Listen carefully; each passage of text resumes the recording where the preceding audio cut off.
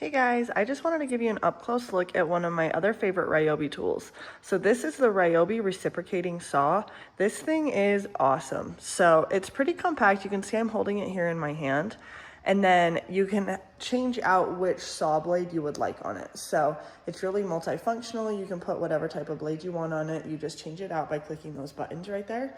And then again, with my very favorite feature of all the RYOBI tools, you can interchange the batteries with any of your RYOBI power tools. So it is so nice.